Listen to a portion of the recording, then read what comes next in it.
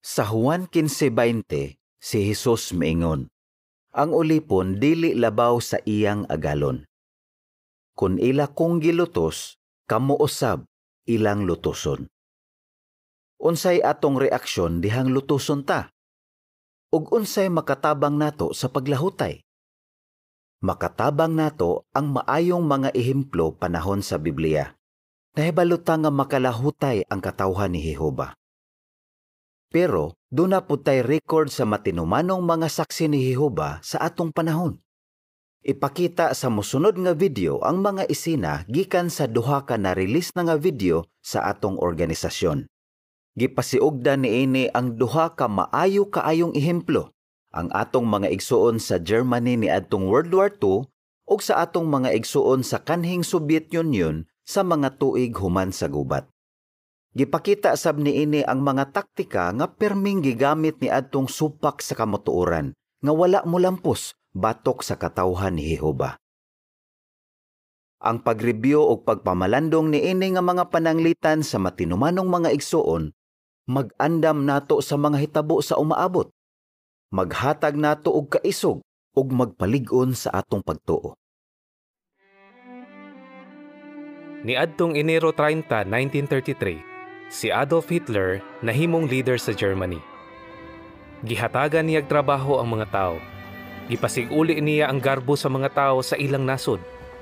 Giisip siya sa mga tao, ingong ilang manluluwas. Pero dili ihatag sa mga saksi sa usa ka tawo ang pasidungog nga para lang sa Dios. Busa, nahimong isyu sa katilingban ang usa ka simpleng timbaya, Heil Hitler. Ang mga saksi ni Jehova dili musulti og Heil Hitler kay kini nagpasabot nga ang kaluwasan maggikan kang Hitler. Usa ka brother nga nagtrabaho sa usa ka planta sa Puthaw ang nagsagubang niini nga isyu. Sa 2,000 ka trabahante, ako ray wa mo isa sa kamot og mohimo sa German nga pagsaludo. Kada adlaw kong silutan kay gi-require mi nga mohimog German nga pagsaludo, pero moingon ra kog maayong adlaw. Nasulayan pod ang pagtuo sa mga bata. Ang 6 anyos nga si Paul Gerhard Koserow, sama sa ubang batang saksi, gipressure sa iyang mga classmate ug teacher. Inigsulod nako sa eskwelahan, presyoron ko sa prinsipal ug sa mga estudyante sa pag-ingon og Heil Hitler. Kapig 800 ka bata ang gikuha sa mga pulis gikan sa ilang saksi nga mga ginikanan. Sa daghang lugar sa Germany, sunod-sunod nga gipahunong sa mga pulis ang mga tigom sa mga saksi o gidid-an sila sa pagsangyaw sa balay ug balay. Sa primero, kadtong musupak pangkasab-an ra, usahay pangkulatahon, pero sa ngadto-ngadto pang-aristuhon na sila. Sugod sa 1937, ang uniform sa pineriso nga mga saksi ni Jehova gibutangan og purple triangle ingong ilhanan. Ang mga saksi ni Jehova maulang ang grupo sa relihiyon nga lahi og marka nga ilhanan gikan sa ubang pineriso. Ang mga saksi ni Jehova grabing gilutos. Determinado kaayo ang Nazi nga wag tangon kini nga grupo sa relihiyon. Gusto nila nga wa nay saksi sa nasod sa Germany. Ang Nazi naningkamot pag-ayo nga bungkagon ang integridad sa mga saksi. Busa, naghimo silag talagsaong tanyag. Ang matag saksi hatagag kagawasan kung mupirma siya sa dokumento nga nag-ingon nga isalikway niya ang iyang relihiyon. Balik-balik silang gitanyagan nga pirmahan ni nga dokumento. Dihay pipila nga mipirma. Dihang pagawson ako sa prisuhan, gitunulan ko nilag papel nga akong pirmahan. Giingon didto nga biyaan na nako ang akong relihiyon. Ug ilhon nako nga ang gobyerno sa Germany mao ang pinakalabaw nga otoridad nga magpasakop sa gobyerno ni Hitler ug isipon nga baka kang gitudlo sa Biblia. Ingon ko, di gid ko mo pirma ana. Ang panaghiusa taliwala sa mga igsuon maoy nakapalig-on pag-ayo namo. Determinado mi nga mulahutay bisag unsa pay mahitabo. Wa mi magampo nga pagawson mi. Ang giampo namo nga hatagan mi kusog aron makalahutay. Ang pinakaimportante namo mao ang pagpasidungog sa ngalan ni Jehova. Ang panaghiusa taliwala sa mga igsuon maoy nakapalig-on pag-ayo namo. Determinado mi nga mulahutay bisag unsa pay mahitabo. Wa mi magampo nga pagawson mi. Ang giampo namo nga hatagan mi kusog aron makalahutay. Ang pinakaimportante namo mao ang pagpasidungog sa ngalan ni Jehova.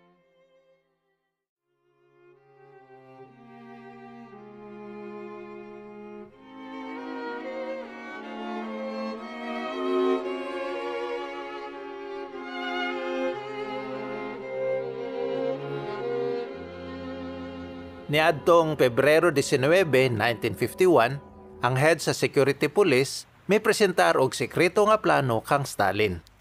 Ang tanang saksi ni Jehova, apil ang mga bata ug mga mabdos, dadon sa layong lugar. Ang plano, dunay codename nga Operation North. Giaprobahan kini ni Stalin. Niining higayuna, gitanyagan na pod ang mga saksi og paagi aron di sila ma-deport. Ang gi-assign sa pag-deport sa among pamilya, may kumbinser kang papa nga pirmahan ang dokumento nga nag-ingon nga isalikway niya ang organisasyon sa mga saksi ni Jehova. Kundo na may saksi nga may pirma, pipilara.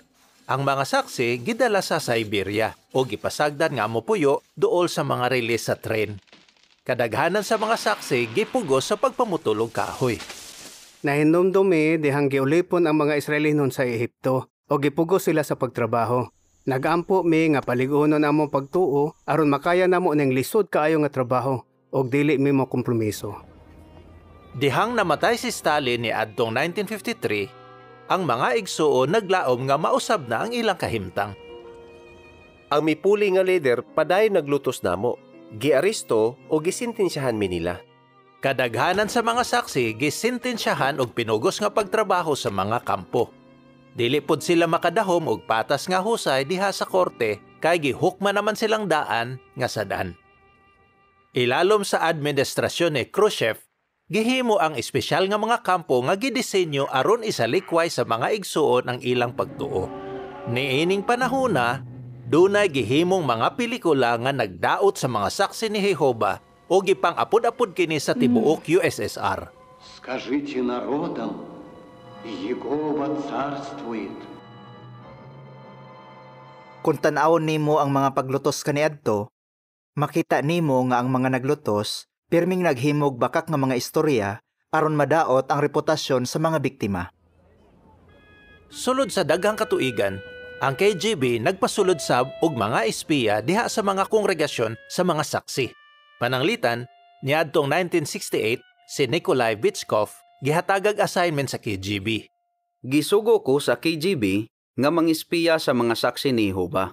Naay buklita sa mga saksi nga nagtandi sa ebolusyon ug sa gitudlo sa Biblia nga nakapausab sa iyang panglantaw.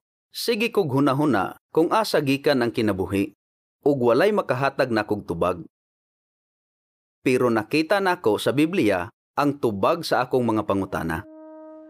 Niadtong 1984, si Nikolai Vitskov nga bautismado ng saksi o ang pipila ka saksi giakusahan nga may rebelde sa gobyerno. Pero bisan pa sa mga pag-atake diha sa mga saksi, wala makabot sa mga maglulutos ang ilang tumong. Panahon sa Nazi ug sa Soviet Union, ang gobyerno nagtuo nga kung mogamit silag kapintasan, mausab nila ang tinuuhan sa mga tao. Pero kung ligon ang pagtuo sa mga tao, dili gid sila matarog. Busa napakyas ang plano sa mga maglulutos. Niadtong Marso 1991, ang mga saksi ni Jehova legal nang narehistro sa Russia. Kung wala pa ka makaagig paglutos, mahadlok yun ka. Pero dihang moabot na ni, hatagan kag kusog ni Jehova. Kung mosalig ta kang Jehova, nga mga yugtabang o giya kaniya, ihatag yun niya ang atong gikinahanglan.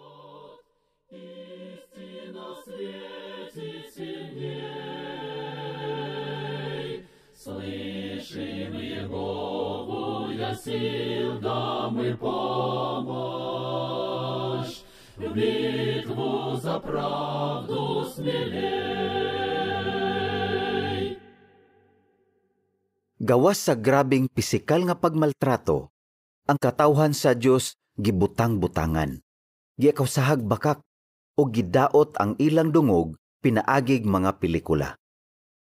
May gamit pa gani silag mga espiya aron makuha ag impormasyon ang mga igsuon. Pero sumala sa atong nakita sa ehemplo ni Nikolai Vitskov, ang maong daotang mga plano wala mulampos, patok sa kamatuoran diha sa pulong sa Dios. Sumala sa giingon ni Professor Nikolai Gurdjenko, kung ligon ang pagtuo sa mga tao, di gyud sila matarog. Duna pa ba'y mas ligon kaysa atong pagtuo sa atong amahan si Jehova, sa iyang giintronong hari si Hesukristo, ug sa iyang gingharian nga hapit nang magwagtang sa tanang kaaway? Og naabay laing katawhan nga mas lig-on kaysa katawhan ni Jehova? Karon, ang atong mga igsuon sa Russia ug sa ubang dapit sa kalibutan gilutos pag-usab. Ug kita sab posibleng lutoson sa umaabot sama sa nasinatian sa atong agalon si Hesus. Busa, determinado tang magpabiling matinumanon bisag unsa pay himuon sa mga magsusupak sa kamatuoran.